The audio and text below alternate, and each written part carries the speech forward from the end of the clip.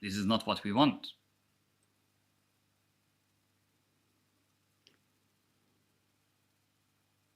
Wait, people say that the board is frozen in my stream. I just love that. Yeah, with me it's okay. So for you it's okay. Yeah, because yeah. you see the classroom. Oh yeah, so sure. do you guys see the moves now? Yeah. It's all right. So do you mind, Forky, if I just repeat a couple of things? No Real problem. quick. Yeah. So what I was talking about, the reason why Karpov played queen b6 is stabilizing b5 square, and black wants to gain space with c5.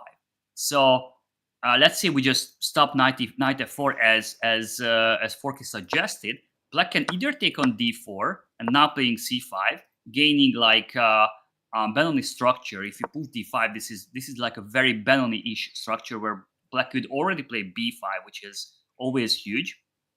Or he just simply plays c5, and he gains space on the queen side. And actually, even if he push d5, I'm not so sure who has more space actually, because he has 2 pawns at the fifth. We also have 2 pawns in the fourth. We have 1 in the fifth. Yeah, I don't know, but black is definitely fine here. This is like an improvement compared to position what he has now. So this we would like to be prophylactic about. We would like to stop this plan. Thank you, H, by the way, for letting me know. All right, so black wants to push c5. How can we stop that?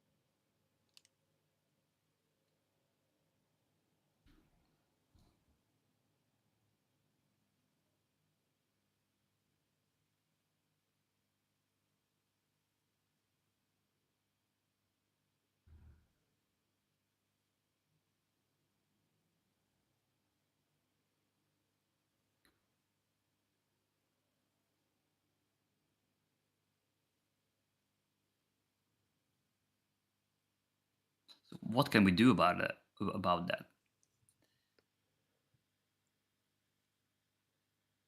Unfortunately, we can't really over attack b5. That would be one way to deal with c5, but it's just not yeah, queen d3, knight f4, and it's but queen d3 is just. I mean, knight f4 and or even the knight was on f6. You don't want to put the queen to d3 just because to stop b5. It's this if this is the only way to stop b5, you don't stop it. So it's still better to like make a useful move, because in long term your queen on d3 will not be useful.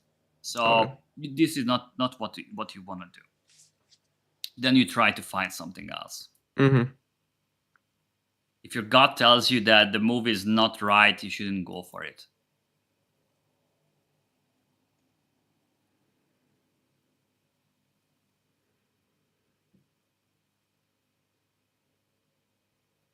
Also, like queen d3 is running into some rook d8. Of course, it's not running into directly, but you just put your queen into this potentially open file where it can easily like getting open whenever we take on e5 or he pushes d5. The queen is just simply not. This is not a square for your queen. Queen on c2 is perfect. So basically, yeah, both sides just finish the development. So this we are in a stage where we can think long term.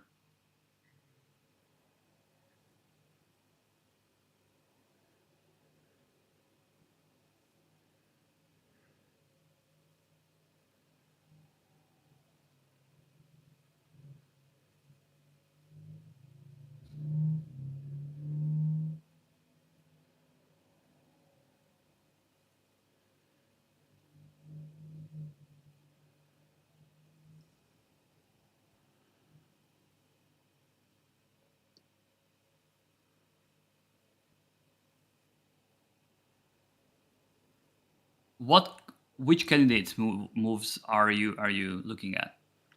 I'm looking at b4. Okay. I looked at takes. I looked at even c4, but I think it just hangs upon. I looked at a5, queen a7. I don't think. Yeah, a5 is too permanent. We don't really want to push a5 unless we win. We get something immediate value out of it.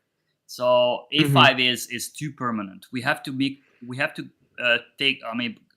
pressure on b5 in many cases, because whenever, let's say, black gets c5, from that point only the queen is protecting b5 besides the pawn. But of course we are attacking with two pieces. He's protecting it with two pieces.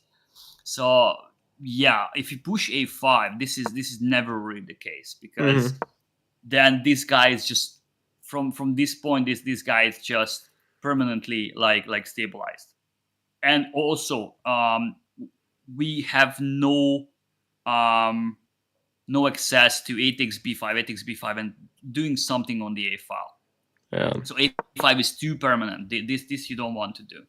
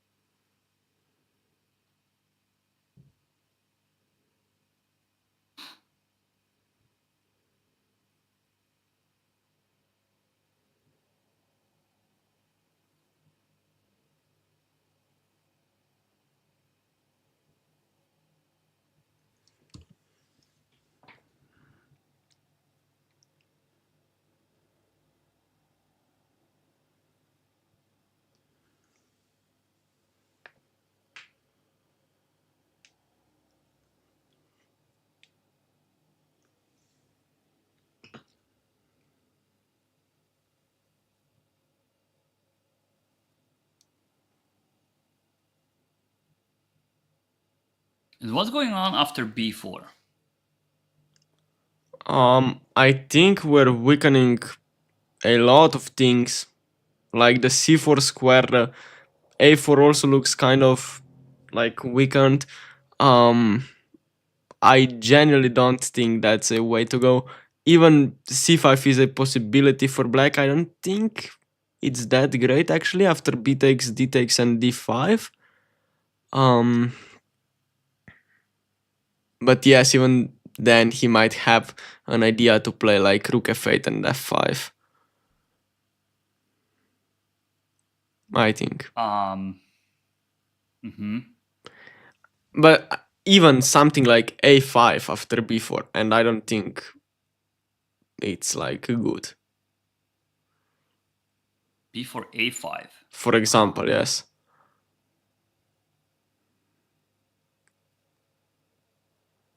I don't know. Looks after like ab So let's say b4, a5. Yeah, this just If we looked. take Yeah, you just take back, yeah.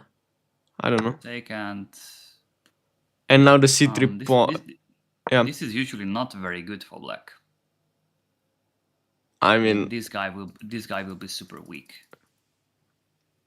okay, but this looked like much better for black to me. Like the c3 pawn. Yeah, And but everything comes down to this guy. yeah, Not but this guy. how can this guy is we? protected. Like we just go queen d3, and how do you protect?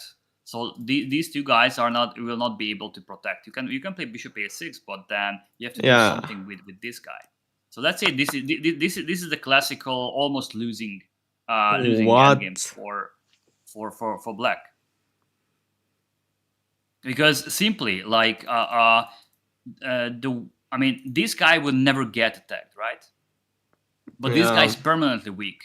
So why is that? Because this diagonal is not open. So the bishop will never get access to this guy. But this guy is just permanently weak. You can't really defend it. The only way to defend it, like even like more or properly, to put the knight on c7. But it will never be the case. Even if you put it there, your pieces are just too passive. Knight is not doing anything. Bishop is not doing anything. And look, I mean, again, how we gained a lot of space, right? We gained a lot of space. This guy can be attacked by knight b1, knight a3. It can be attacked by rook a5. Let's say if you go bishop a6, we can also play queen d3. We can also bring the bishop here. Once the queen just kicked away from b6, this guy will be just fall. So this structure actually is pretty bad for black. It's pretty bad for black. If you push through, it feels like you have a protected passpawn, but it is not a protected passpawn. I always try to point this out. It would be protected passpawn if, let's say, black would have a c6 and a d7. Yeah. So all the pawn chain is just like protected and strengthened. So we just put a knight on a3, and basically black is almost resign. Okay. Almost resign here. And in the right moment, we can also push c4. Like if we properly prepared for it. So from now on, we are the only one who can actually change the structure. We can also push c4 right away if you are really impatient. But maybe this is not necessary. We can put a knight on a3 first. We can stop knight f4. We can also play bishop d3, queen e2, and then maybe pushing c4. We can do all. We can do anything basically, or we could even take here, and probably this guy is just weak. No, also rook a1 is coming. How does he defend now? It's hard to see. Yeah. This is weak. This is weak. So yeah, we are definitely better here. A5 is not really the case. By the way, b4 happened in the game. You mentioned a4 got weakened and c4 got weakened. Yeah.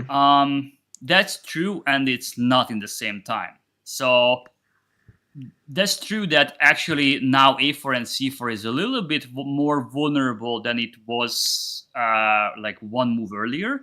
But black can just simply cannot really get access to these squares. So c4 is just covered by d2 knight, f1 bishop, and no piece can actually like jump on c4. This is not the case, and Karpov had to foresee a very nice plan. What was coming after knight f4? This plan is very nice to remember. So everything comes down in this position. Everything comes down to who will get more space in the queen side. Everything comes down to that. So Karpov had a very nasty plan in mind.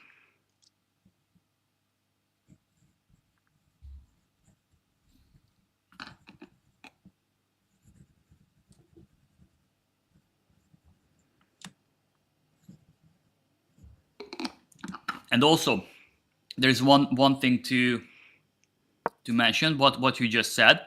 After c5, we can just take and d5. Mm-hmm.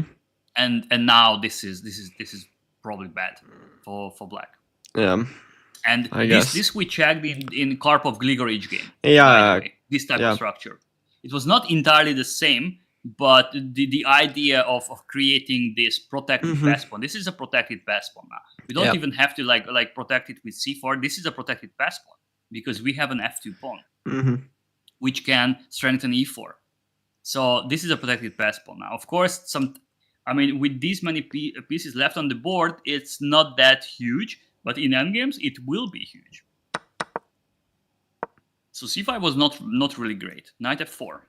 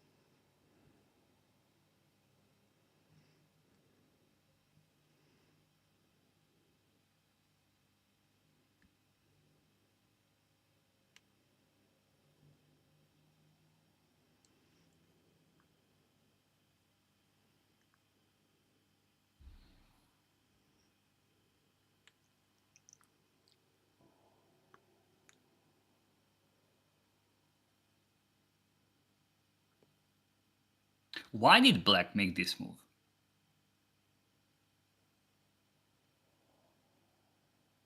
Probably he's trying to get to e6 and pressure our center. Yes, exactly. Exactly. So as I mentioned, everything comes down to who will get more space in the queen side. How can you gain more space?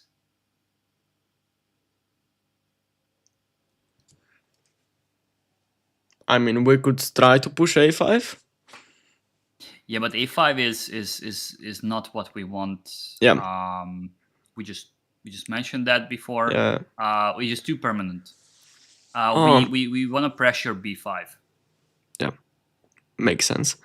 I know there is one idea in these Yep. setups where he has the bishop on b7, which is knight b3 and knight a5.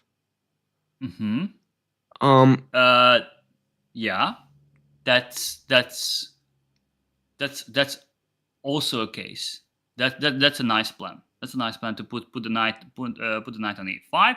This is a very nice move, and probably black plays rook a8, knight a5, bishop a8, and no. You're still slightly better. Nothing special though. Yeah. I mean, this bishop probably will not get stuck forever because he always has a potential of c5, but he just has to wait a little bit. So, from Black's perspective, this type of structures are all about patience.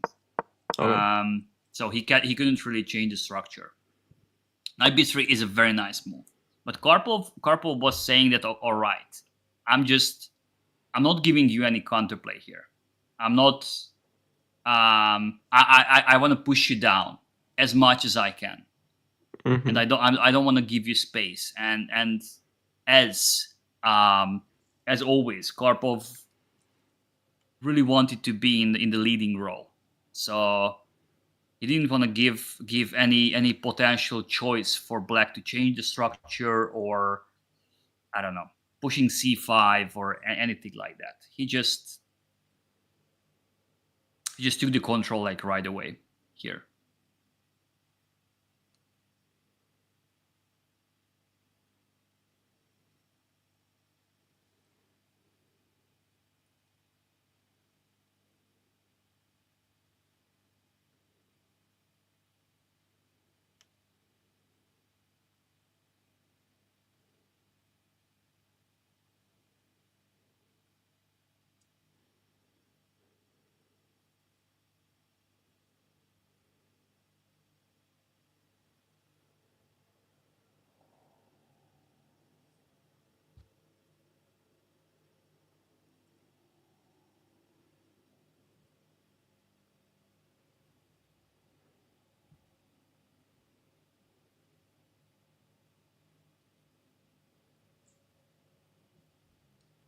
So how can you gain space besides a5?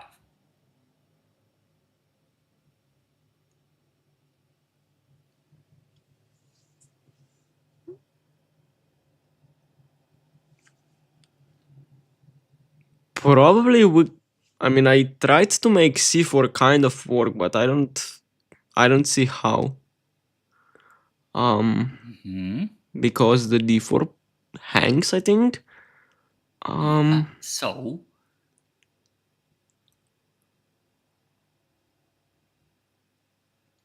if you think that you should do something like in a way you just Yeah. mentioned now, you just have to make it work.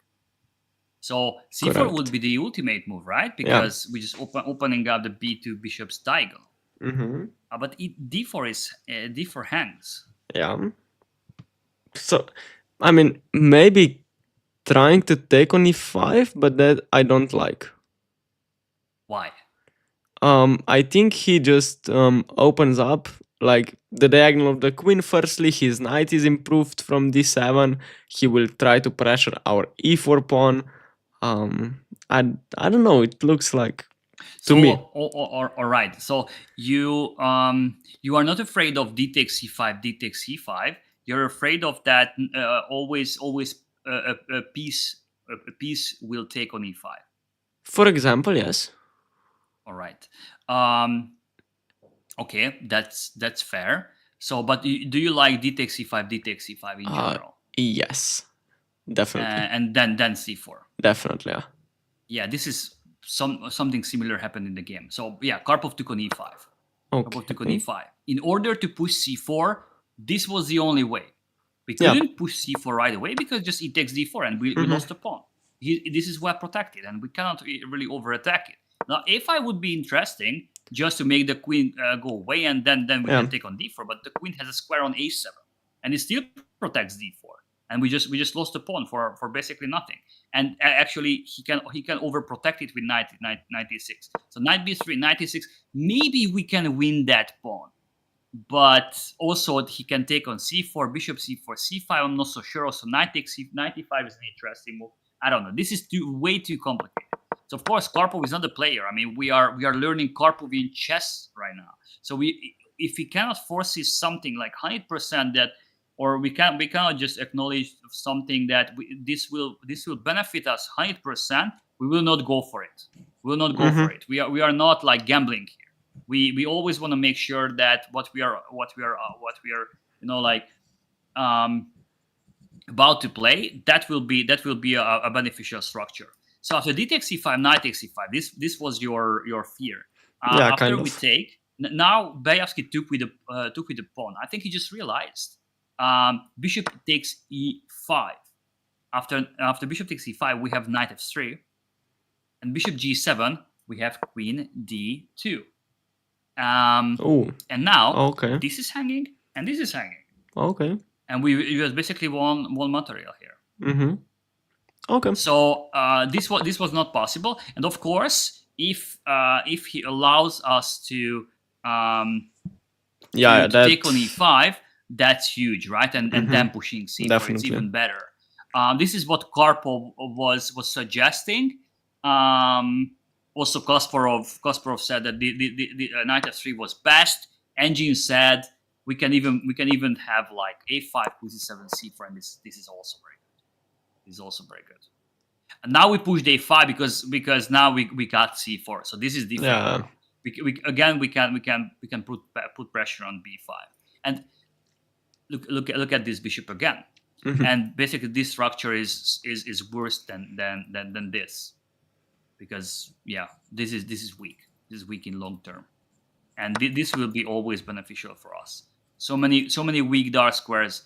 This is weak. Bad bishop. Also, the knight doesn't find a good square. It doesn't really have a good outpost, and also we gained a lot of space. Look how much space we have behind these pawns in these ranks. We can do whatever we want. This is what space advantage gives. You can maneuver your pieces behind your pawns, but basically black only has like 7th and 8th rank. You can't really do much here. So yeah, Bayevsky took with the pawn. How do we play now? I think we can just go c4. Yes, exactly. This is what happened. And now they criticized Belyavsky's move here. What he did, he played rook d8. They criticized it, but I checked the game with Engine, and basically almost every possible like decent move was leading to the same evaluation. They mentioned that probably knight e6 was better. I'm not going to tell you what's the move now because something similar happened in the game. Okay. But also 96 was they said it was better because of a reason, which I also don't want to mention because I don't want to make spoilers here. In case of c5, let's say if black desperately tries to open this bishop's diagonal, we just take on b5, c takes b4, and we have a nasty move here, a5. Yeah. And after a5, queen somewhere, queen f6 or queen e6, doesn't matter. We just push b6, and I mean, every endgame is lost for black from this point. And all we have to do is just trade pieces. We just have to trade pieces, all the pieces down, and this will automatically win the game. Every endgame. All right. But Belyavsky played rook a d8. How would you play now?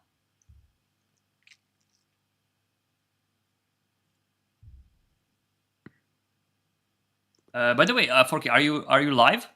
On YouTube, yes. On YouTube. All right. Because they were asking in the chat.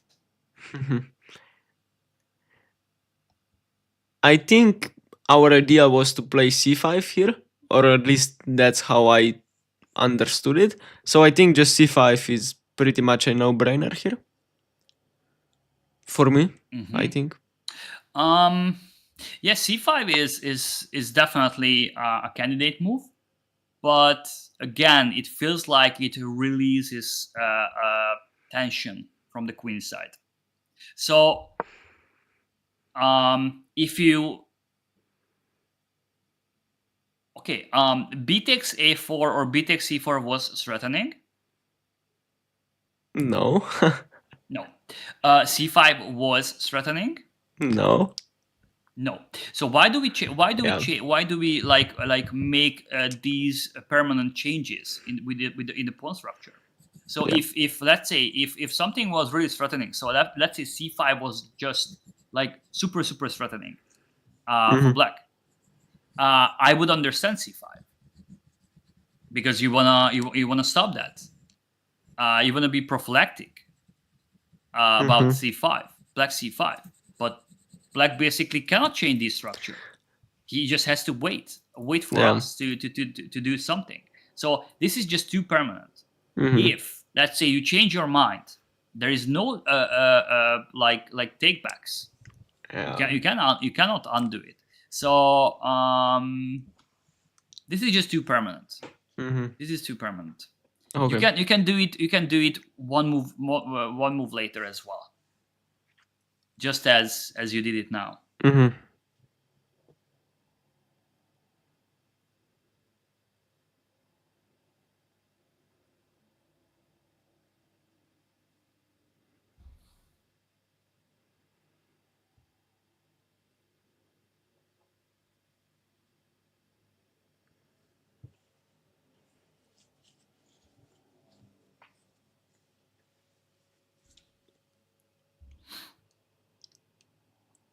In what way can we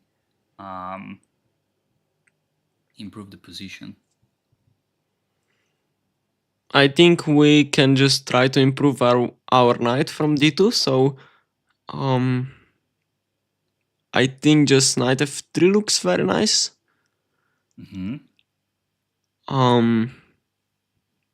Yeah, and then maybe this can be kind of correlated to the idea to play g3, and if knight e6, the pawn might hang with knight takes on e5. Or am I dropping the piece? I don't think so. Yeah, I mean, I knight might. f3 was probably similarly good as Karpov's choice. Knight f3 was just a very nice move because this square will be very important Yeah. later, right? Because the knight will try to get an outpost on d4, and our knight can just very nicely take control of d4 square. That's also on d2. It was not really doing much Yeah. because we didn't really had to guard these two pawns on c4 and e4. It was just not really necessary. So the knight f3 is a very nice move. It was a very nice move, but this is not what Karpov did. Something happened. Something changed now by this rook a d8. Oh, then now he Can doesn't have the a file, or? yes. Hmm.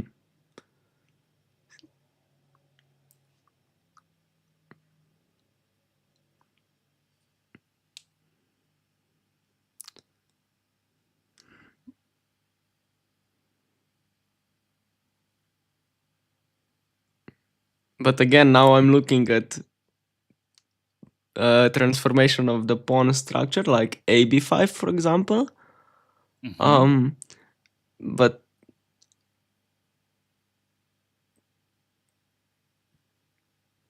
yeah, this looks actually very nice. Mm-hmm. So AB5. This has happened. And now probably C5. Because now I actually think it's not great to allow takes on C4. Maybe it's okay. Mm-hmm. Again, C5. I have the same problem with C5. Just like earlier, Yeah. it's just too permanent. This guy will be probably weaker than this guy. I'm not saying you wouldn't maintain the advantage with C5, but Black's position is definitely got improved by that. Mm-hmm. If you push C5.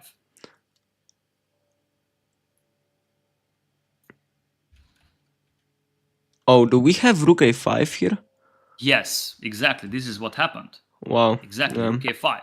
So now we are attacking a pawn in a way that, I mean, if he takes on c4, he just makes things worse. Yeah. So it's actually kind of awkward for Black. This is why Mm-hmm. they criticize rook a d8. This is why also Kasparov and Karpov criticized rook a d8, that he left a file unguarded. So now we could actually use a file. And now bishop f8 happened in the game. Bishop f8 happened in the game. In case of b takes c4, we just simply take on c4. I mean, queen c7 is a safe option, but it's also just bad. We can go queen b3, let's say, bishop c8. This is what Black always tries to do, just to improve his bishop somewhere to this diagonal, because on b7 it's just simply that.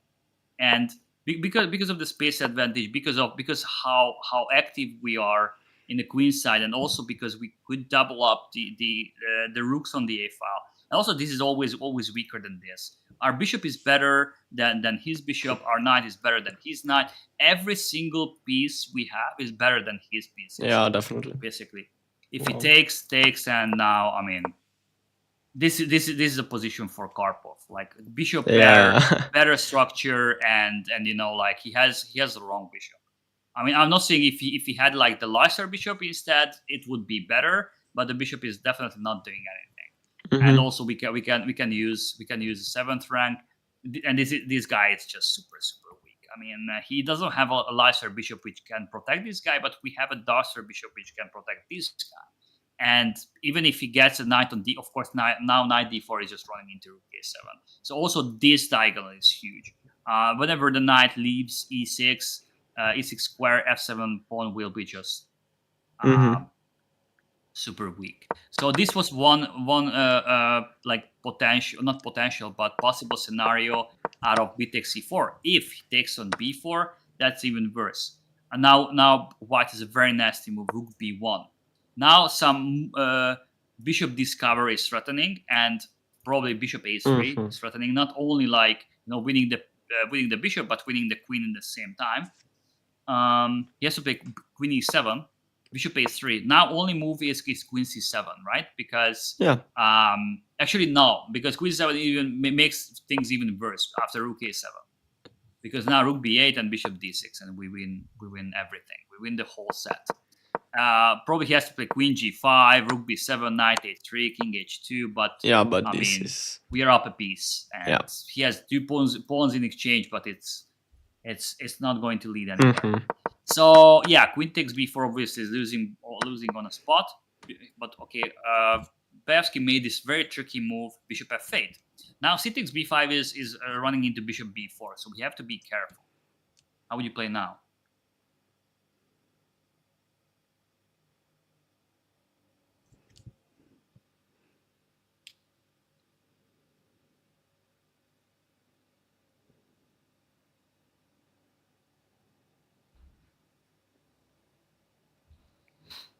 I think I just want to protect my b4 pawn. I think bishop c3 here. Exactly, bishop c3. We are not in rush. Like as we learned from Karpov, whenever we have like a space advantage, we are not running anywhere. Because why? Because black cannot change the structure. I mean, taking on c4, as we learned, it makes things even worse, especially now, because after knight takes c4, b takes c4, knight takes c4, he left e5 unguarded. So his bishop is not here anymore. So whenever the queen actually can only go to c7, just take on e5, and we even won an exchange just to take here. So he cannot take on c4. He cannot push c5 because we take on b5. So basically, he can't really touch the structure. So in these cases, we have time, of course. He played knight e6. What does he want? To go to d4, I think. Yes, the knight tries to find an outpost on d4. Of course. 3+1 rule. Yeah.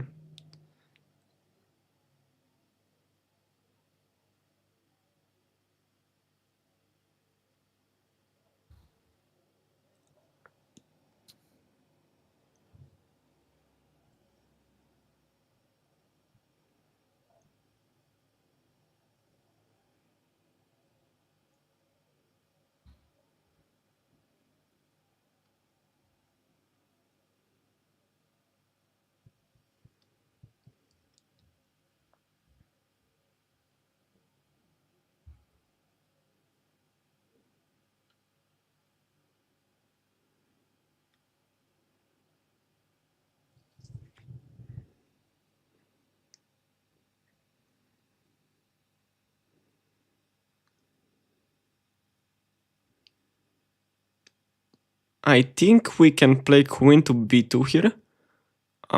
Just preparing that after knight d4 we can just take that. And then the pawn is defended by our queen.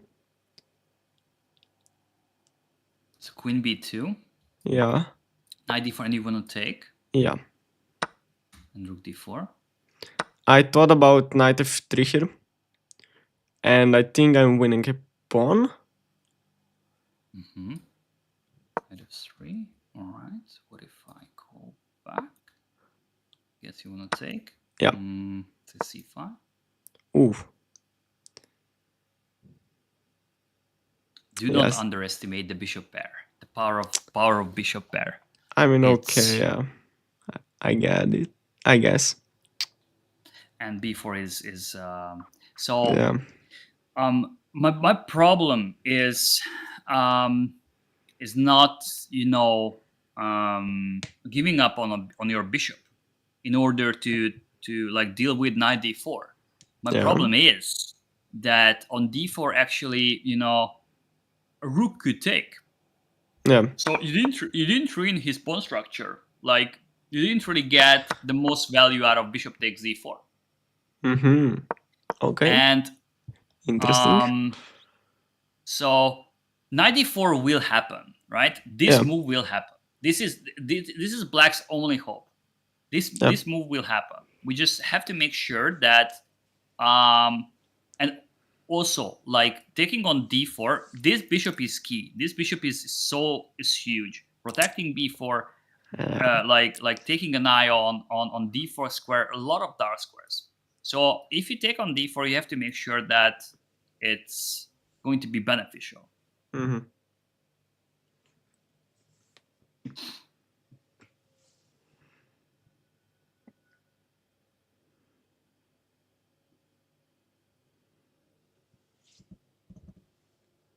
Also, by the way, you could also win a pawn here. You could just take on b5.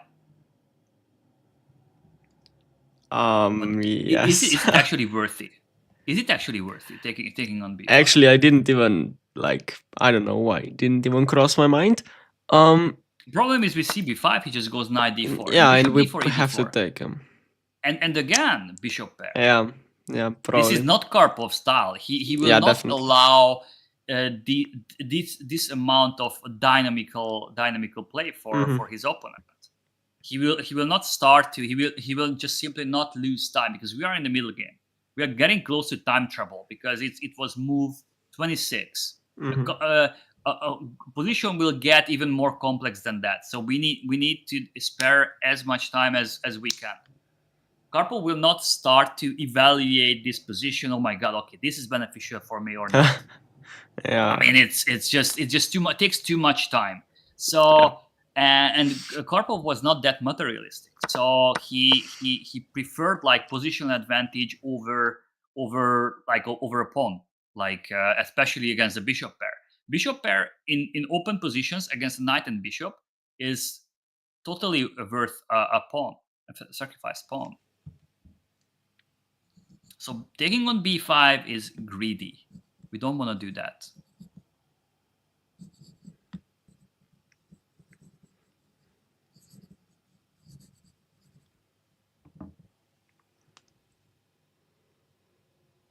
So how can you deal with knight d4? You can't stop it, just for the record, but you can deal with it a little bit. So maybe I could play knight f3, and on knight d4 I take with the knight, and after e takes I play bishop d2 back. That's definitely one way. So knight f3 happened. Okay. Knight d4. But I'm not so sure if you take with knight, e d4, bishop d2.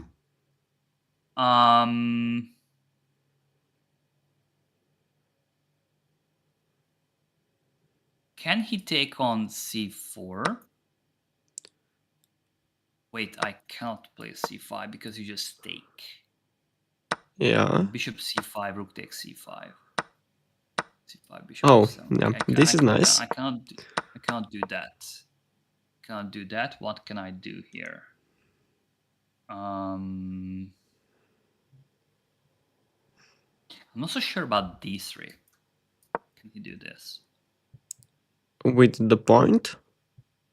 If I take? I mean that you're running into this. And maybe queen d4 now. And these guys are... Maybe you are just losing a material here, no? I mean... If you protect, oh, yeah, you actually. c4. Actually, I'm... Yeah, you're losing material. Yeah. So how do you deal with that? He can take it, but if you can't take it, then you actually weakening c4 a little bit. And also queen d4 is coming again. This type of counterplay, Karpov doesn't like to allow. So he took with bishop, and he takes d4. And now what did he do? Of course, he had an answer in mind. Obviously, yeah, of course. He had an answer in mind. So what do you want to avoid whenever your opponent has a bishop pair? And I don't want to open up the position. Yes, or allow that. Yeah. So what do you do? Your favorite move? c5. Yes, exactly, c5. So now we just made sure that this diagonal will not be open at all. Never from this point, never. this is why we played c5. So this is exactly what we want to do against the bishop pair. We wanna keep diagonals closed. That's very important. So now we are actually playing against this guy. So yeah, I know as I said, the reason why we didn't do that, we didn't play c5 because it's too permanent. But now that the structure has changed.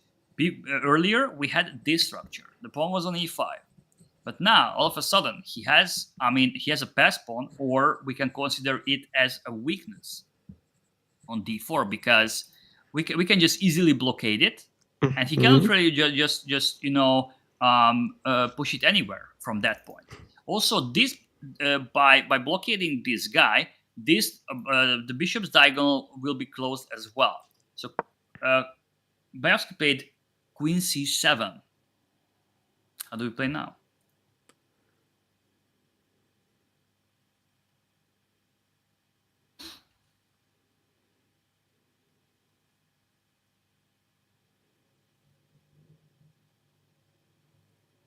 Now I think without like doubt, we can play rook a7.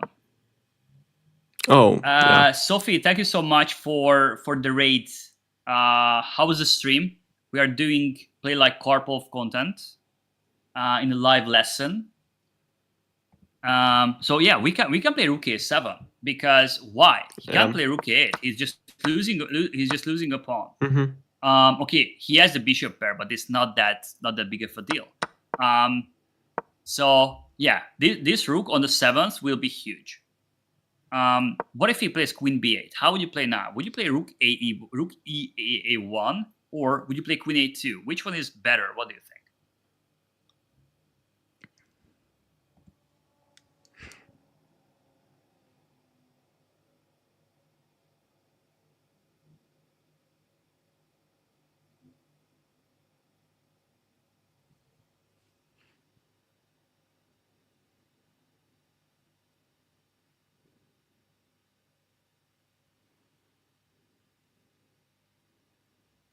I think it's queen a2 because he cannot Why? move the bishop. Because like f7 hangs.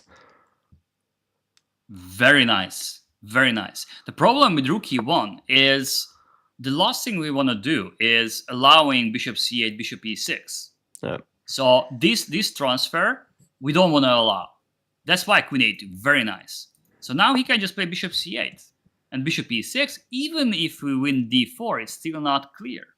So bishops get diagonal. They get counterplay. This is not what we want to allow. And from this point, he can also free his queen because the queen has no longer have to protect b7 bishop. So now he can free the queen. He can attack this guy. Maybe even in some cases f5. But yeah, like with the 7th ranked rook, I mean, it probably is not that logical. Also, maybe g5, h5, g4. You never know. I mean, he'll just get so much space on the king side. So this is exactly what we are trying to avoid.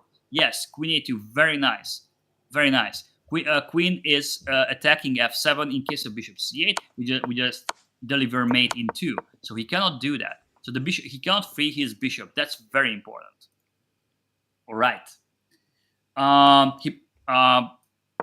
Bánusz played d3. He tried to get some distraction with his pawn. Also, the bishop can get back to the diagonal, trying to get some target on b4. How do you play now?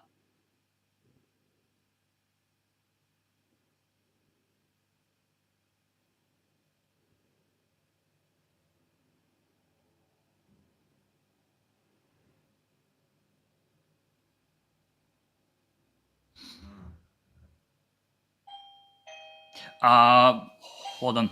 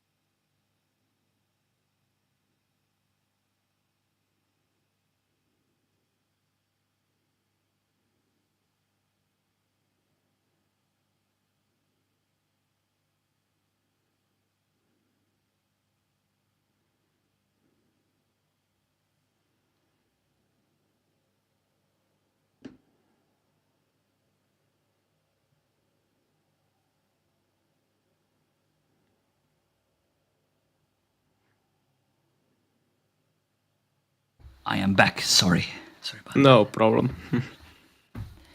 All right. So, what Karpov did here is it might look weird, because he just left 7th rank. He played Rook A3, but this was actually a very nice move. Why? What was wrong? What was wrong with E5? Let's say E5 would be such a nasty move, right? Because we want to push E6. Yeah. All we want is now, because also because of the bishop is on F8. After pushing E6, combine the 7th rank rook. Also, the knight is getting to G5. All of a sudden, his king seems a little bit, vulnerable. And also because bishop c8, bishop e6, stabilizing plan is not available thanks to queen takes f7. Basically, no one is really guarding e6 square. But what can happen now? I think d2. Yeah, d2. That's the problem. With the rook on a7, d2 is possible. D2 is possible because knight takes d2. He just simply distract the queen. He flags the queen, and after queen d2, queen a7, and we lost material. We cannot really do that. And after d2, rook d1, he actually has bishop h6, and all of a sudden this is not that easy anymore, because we either leave the rook here, but then we can never really take this guy, or we move the rook back, but from that point he has access to bishop c8, and all of a sudden, even if we take here, probably we are even losing here. Yep. So we have to be careful. We have to like eliminate this pass pawn as soon as possible. So this is why he played rook a3. He had to sacrifice. He had to like give up on his beautiful 7th rank rook in order to get rid of this guy. So this was a price what Bayevsky was willing to pay. That he's going to sack his pawn in order to like free his bishop. That was the only way. And he pushed d2. He didn't go for let's say bishop g7. And then we just take on d3. Let's say bishop c8. Against bishop c8, we have a very nice plan. Just to deal with this e6 bishop, we can go bishop c2. Look at that, very nice move. Bishop e6, bishop b3, and of course this trade will always be beneficial for us. We have a very strong knight against a bad bishop. Also, we are up on material. This guy is weak. And we also have a5, so we can also attack this guy. So this is like a very one-sided push. If you have Karpov's style, then Karpov's technique, that's definitely a win. Even if you don't, against Bayevsky, of course. But against Bayevsky was like a world-class player. All right, so he pushed d2. How do we play now?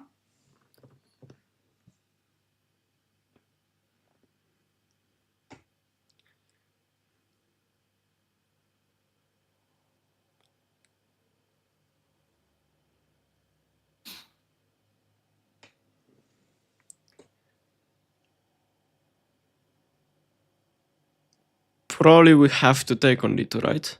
Yes, of course. Otherwise, bishop h6 happens. I think. Yeah. And Bayevsky went for this rook d4 plan. But surprisingly, this was losing. He didn't really have a good choice here. He had just a better choice, which was not losing, but it was still bad. He had to just play bishop c8, just like we saw it before. But after knight f3, bishop e6, queen b1, it seems like he just got a very nice counterplay with these bishops. But again, we look at this beautiful plan, bishop d3. And again, bishop c2, bishop b3. All we have to do is counter this bishop. If we trade one of his bishops, again, we just eliminate all his counterplay. And of course, this is not like a completely winning position, but like an unlosable push, basically, because the knight is just well guarding these two squares where the rooks can penetrate.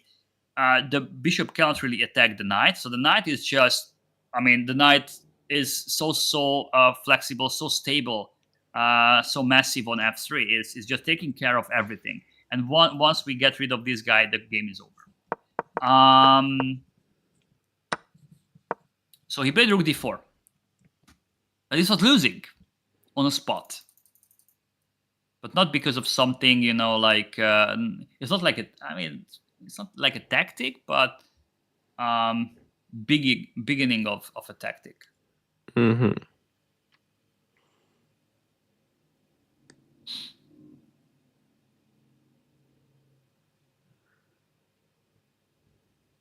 This is such a nasty move. Karpov mate here.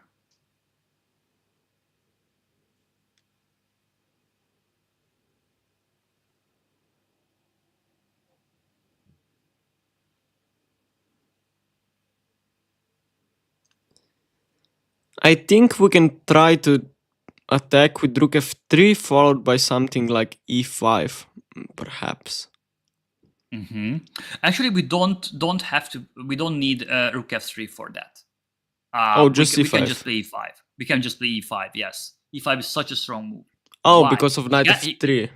Yeah, he At the can't end, really yeah. take this because of knight f3. We win the exchange. And after e5, e6 is just coming. E6 is coming, and after we destroyed everything on e6, like we just remove this, remove f7 f7 pawn. I mean, his king becomes like basically so vulnerable that he will not be able to defend it. Also, the knight is coming to g5, rook is coming to f3. We have so many attackers.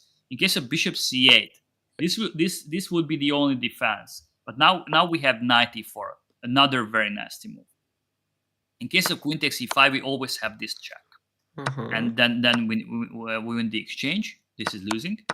In case of rook e5, we have access to rook a8, and let's say bishop e6, rook takes b8, and of course again we win the game. So this is just winning. Bevsky took on b4. Of course, e6. Yep. He played f takes e6, rook takes e6, king h8. How will you continue? Now material is no longer important. Everything comes down to the weak king. Everything comes down to the weak king. We have to deliver mate. Otherwise we can even get in trouble because he has the bishop pair, and also this guy is weak. So yeah, I mean, trading these two guys still fine, but don't trade more pieces than that.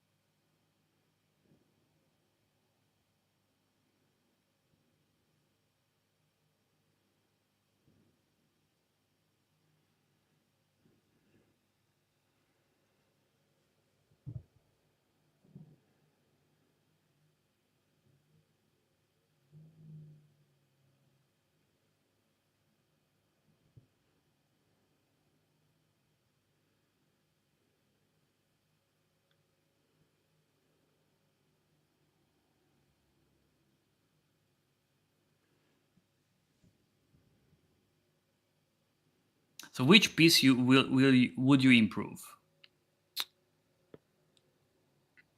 Either my a3 rook or the knight on d2. I think. He played rook a3. The rook a3, forcing him to take on e6. Rook takes e6, queen takes e6, and now we just eliminated one defending piece, and we just brought another attacker to e6. And also, like, this is not defending; it cannot really get back to the defense. He played rook f4, but after knight e4, it was basically just over. Okay, now Bayevsky just blundered, I guess, in time trouble. But the problem is knight g5 is threatening, knight d6 is threatening, everything is threatening. I mean, black is just overloaded. He can't really defend everything. Played queen d8, and after queen e5, he resigned.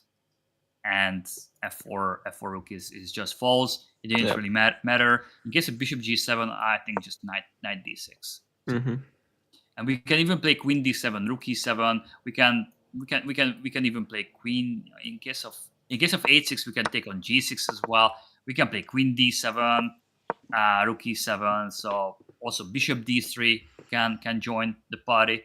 So it was just over. Even knight e8. After let's say, I don't know what can he do, like rook f8, and yeah, probably does. Okay, this is just hanging. So it was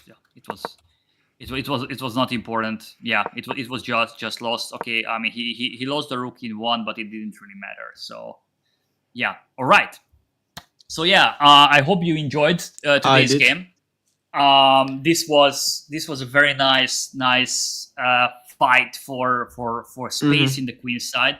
I know this type of I mean, of course, Karpov had such a huge experience in these maneuvering, close-centered Ruy Lopez structures. He played a Breyer with white and black in so many games. So even if these plans don't come like right away to your hands, don't worry. The way you can improve it is just check a lot of games. If the line you're about to play is not that forced, it's not straightforward, and this is exactly like just like here with close center, like full of maneuvering. Always make sure that you check a lot of key games. Because this is how you will understand that how you should play in these. Now you knew that this b4, d takes c5, c4, gaining space in the queen side is key. This is what you should do. So yeah, Karpov is your guy. I mean, but I'm pretty sure that there are like a lot of others you can learn from in these Ruy Lopez structures. All right. Thank you so much, Forky. Yeah, thank you for today. And see you next week. Yes. See you next week, and I will bring you another Karpov game. And take care. Have a nice day. I will. You too. Bye. Bye. All right. Bye. Okay, so thank you guys for being here with me. In the stream, just 1 second. This was it for today. I hope you guys enjoyed it. Yeah, so I will slowly stop streaming. I don't have much time left. I hope you guys enjoyed the video. If you haven't already, please make sure to subscribe to my YouTube channel. There are some amazing lessons to be watched by you guys. So yes, take care and bye. Bye.